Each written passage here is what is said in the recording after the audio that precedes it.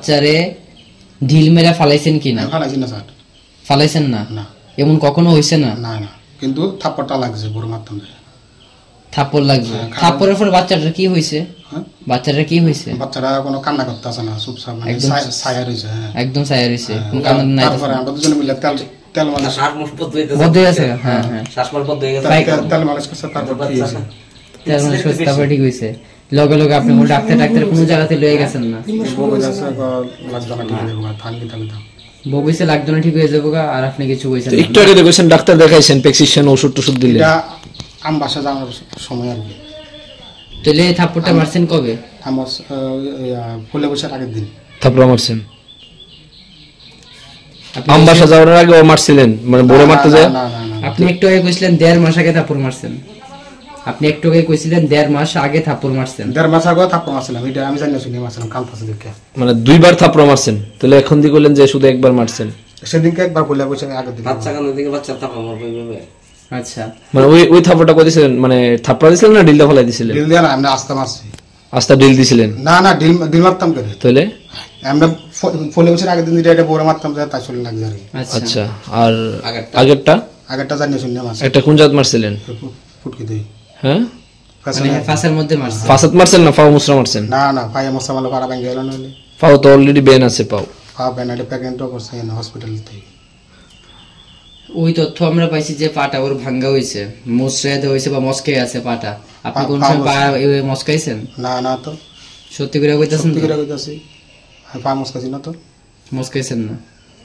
আচ্ছা, আপনি জানেন আপনি যদি এখন এক একটা কথা যদি মিথ্যে কোন, হ্যাঁ, এটির কি কি হইতে পারে? আমার কাছে কিন্তু প্রত্যেকটা জিনিসের প্রমাণ আছে। মিথ্যা কথা কোন, সত্যি কথা কোন? সত্যি কথা। তারপরে আমি খুঁজছি, 2 দিন ধরে খুঁজতেছি, পাই না। তো লাস্টে আমি আমতলী থানাত গেছি, আমতলী থানাতে আমার পাঠাইছে। আমতলী থানা? আমতলী থানা কি লেগে গেছেন আপনার? হচ্ছে বুঝজং থানা? বুঝজং না, আমি খুঁজতে গেছি আর কি, স্টেশনে গেছিলাম খুঁজলাম। মানে বুঝজংনগর থানাত গেছেন নি আপনার নিজস্ব থানা? না না, আমতলী থানাত কেড়ে গেছেন? আমতলী থানা আমি খুঁজতে গেছিলাম, থানার সামনে পুলিশের, আমি থানাত ঢুকছিলাম। ঢুকছে কইছে তোমার এরিয়ার মধ্যে। তো এবার কালকে শাশুড়ি ফোন করছে, স্বপন স্যার আছে একজন, মানে ইন্সপেক্টর, মানে তাই আমার কথা কইছে। খুঁজলে ভাইবা। তাই স্বপন স্যারে? স্বপন স্যার, তাই ফোন নাম্বার আছে আমার কাছে। স্বপন স্যার আপনার কোন জায়গা, মানে কোন থানা ছিল? বুঝজনগর আছিল। হ্যাঁ, তারপর তাই বাড়ি বিলোনিয়া। স্বপন স্যার, তাই ফোন নাম্বার আছে আমার কাছে। আচ্ছা, আজকে আমাদের আশা হলো পয়লা বৈশাখের দিন বিকাল আনুমানিক 2:30-এ একটা মহিলা তার বাচ্চাকে নিয়ে জিবি হাসপাতালে সিটের মধ্যে বসে আছিল। তখন ওই যুব প্রেরণা সামাজিক সংস্থার সদস্যরা দেখতে পায়, তাদের সাথে কথা হয়। তখন সঙ্গে সঙ্গে পুলিশের সহযোগিতা নেওয়া হয়। তারপর তাদেরকে যুব প্রেরণা সামাজিক সংস্থার থেকে তাদের প্রাইভেট ওয়ান স্টপ সেন্টারে নিয়ে আসে। তা আমরা খবরের মাধ্যমে আমাদের TCPCR শিশু সুরক্ষা কমিশন খবর পায়, এবং সঙ্গে সঙ্গে আমরাও